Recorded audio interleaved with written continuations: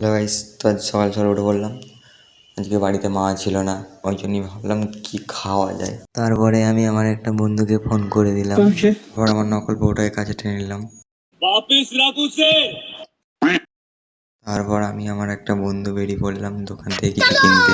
এরপর আমরা দোকানের সামনে চলে এসেছিলাম, এসে দেখি দোকানে সিকিউরিটি গার্ড রাখা আছে। গাইস, দোকানদারকে টাকা দিতে যে দেখি গান্ধীজির পাশে লাভ লেটার। আমি নিয়ে নিয়েছিলাম দুটো আচার, দুটো কুরকুরে, একটা সস আর কুসুম দানা কিছু নিয়েছিলাম। তারপরে ওই জিনিসগুলো নিয়ে বাড়িতে চলে এলাম। বাড়িতে এসে সব জিনিসগুলো এক কাছে করে নিলাম। তারপরে আমি এক জামবাটি মুড়ি ঢেলে নিলাম, দিয়ে বন্ধুটাকে পেঁয়াজ কাটতে দিয়েছিলাম, দেখছি কেঁদে কেঁদে আলা। তারপর হালকা চানাচুর দিয়ে দিলাম। এরপর বাদাম, ঝুরি ভাজা আর মটর কলাটা একসাথে মিশিয়ে নিয়ে মুড়িতে ছড়িয়ে দিলাম। গাইস, এর আর কাঁদা বন্ধ হলো না। এরপর পেঁয়াজটাকে ছোট্ট ছোট্ট করে কেটে মুড়ির উপরে মাখিয়ে দিলাম। তারপর গাইস, ঝাল বাদাম ছিল একটু, ঝাল বাদামটা প্যাকেটটা ছিঁড়ে মুড়ির সাথে ওটা মাখিয়ে দিলাম। তারপর ডাল ভাজা ছিল, ডাল ভাজার প্যাকেটটা ছিঁড়ে মাখিয়ে দিলাম।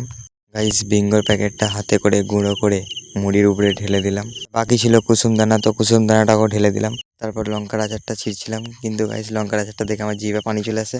আচারটাও ঢেলে দিলাম মুড়ির উপরে। এরপর সর্ষের সসটাও মাখিয়ে নিলাম। তারপর হালকা করে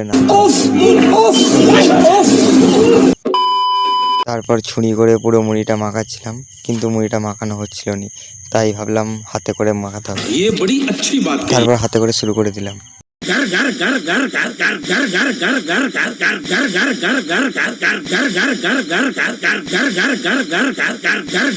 তারপর আমরা খেতে বসে পড়বো।